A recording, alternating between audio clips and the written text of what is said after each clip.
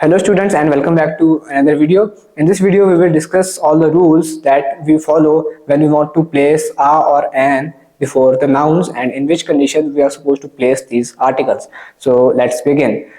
The first rule is that a and an are placed with unknown objects or unknown nouns. For example, I saw a boy.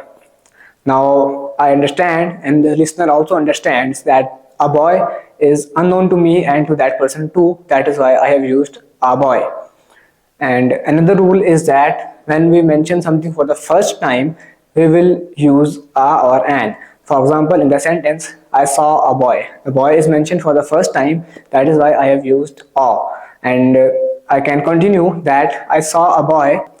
The boy was very tall. Now I have first mentioned the boy and I have used a boy, but in the second mention I have said the boy because in the second mention the listener understands that I am talking to the same boy. I am talking about the same boy that I mentioned earlier.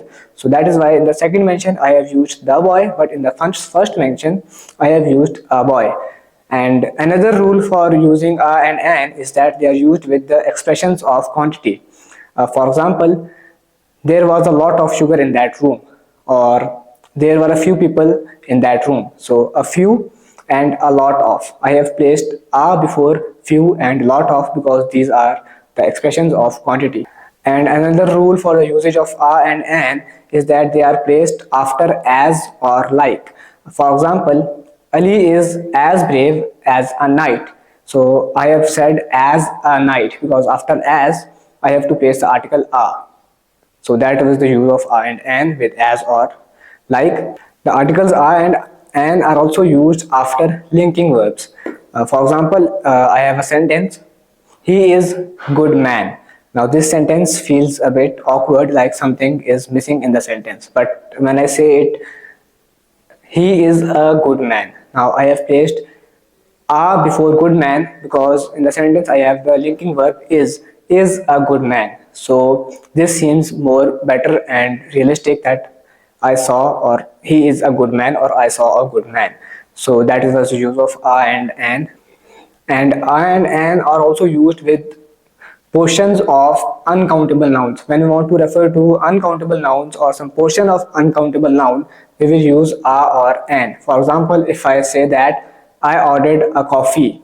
Now a coffee in general is not correct, but the waiter or the listener understands that when I say a coffee, I actually refer to a cup of coffee. So I'm referring to a portion of the coffee that is present inside the cup. And when I say that I ordered a coffee, I actually mean I ordered a cup of coffee. So I am actually referring to a portion of the coffee. So that is why I have used a coffee in this case.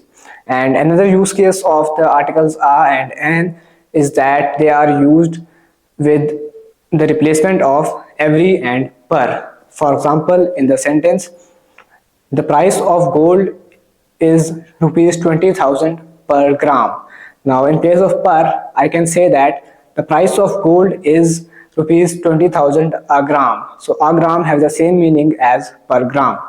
And these were all the rules that you needed to know about the uses of a and an. And to practice more, you need to do a lot of reading so that you can identify that where the writer has used a or an or the. So for the articles, you do need to do a lot of reading. And that would be all for this video. Thank you for watching. Goodbye.